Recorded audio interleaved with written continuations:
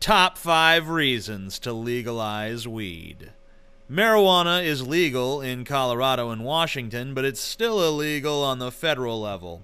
Here are 5 reasons why national legalization is a good idea. The cost of the drug war is too damn high! Since 1970, we've spent roughly $545 billion on an unsuccessful policy to curb drug use. Prohibition has not solved the drug problem. It has instead led to a dangerous black market run by cartels and criminals. It costs billions of dollars to imprison an ever larger population of drug users and sellers.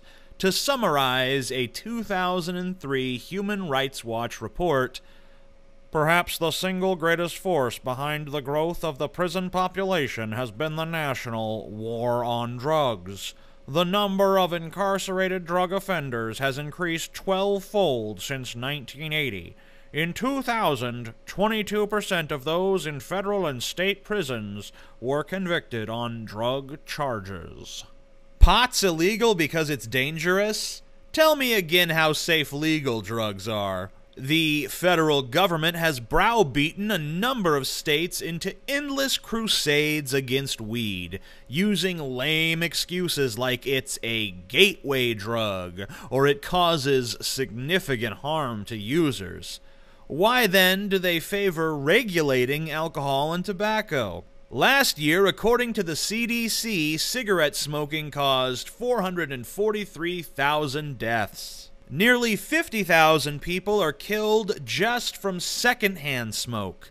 Now, I support people's right to smoke, but you can clearly see that their habit affects other people in a very severe way. Yet, this drug is legal. Any adult can walk into a store and buy it with very little hassle. And according to the World Health Organization, alcohol is responsible for 4% of all deaths worldwide. What about cannabis-related deaths per year?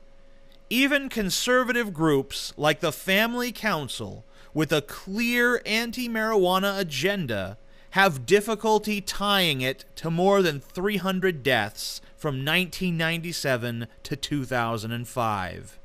Majority want pot legal, pot illegal.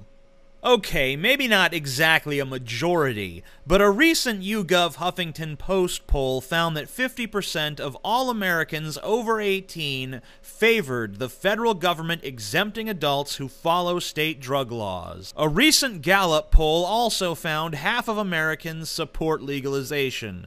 Under 30, that number jumps to 60%. The highest opposition group? Those over 65. Only 31% of respondents favored legalization. Cultural pressures continue to build as antiquated beliefs die out in favor of more modern and progressive ideals. The sad truth is that right now a minority of old people control most U.S. domestic and foreign policy. Fix economy and shut down black markets? Not bad. If weed were taxed and regulated, the government would make billions of dollars in new revenue. According to Harvard economist Jeffrey Myron, drug legalization would yield tax revenue of $46.7 billion annually, assuming legal drugs were taxed at rates comparable to those on alcohol and tobacco.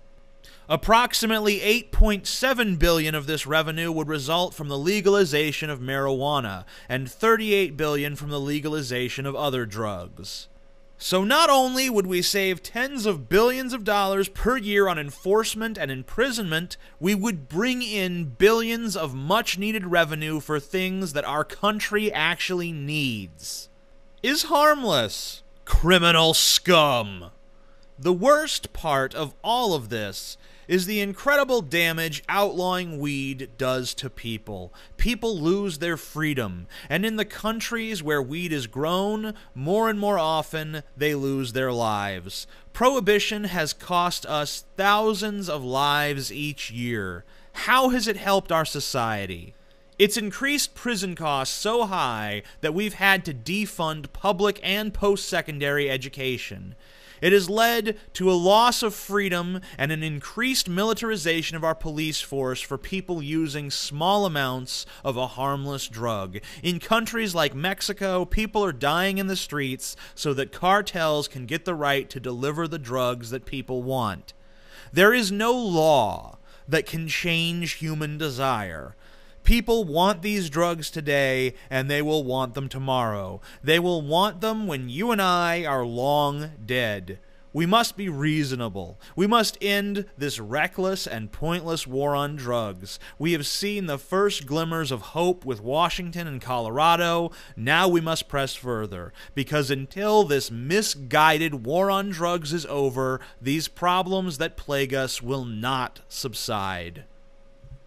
My name is TJ Kirk, the Amazing Atheist. Please buy my new book, Neckbeard Uprising, available in the description section below.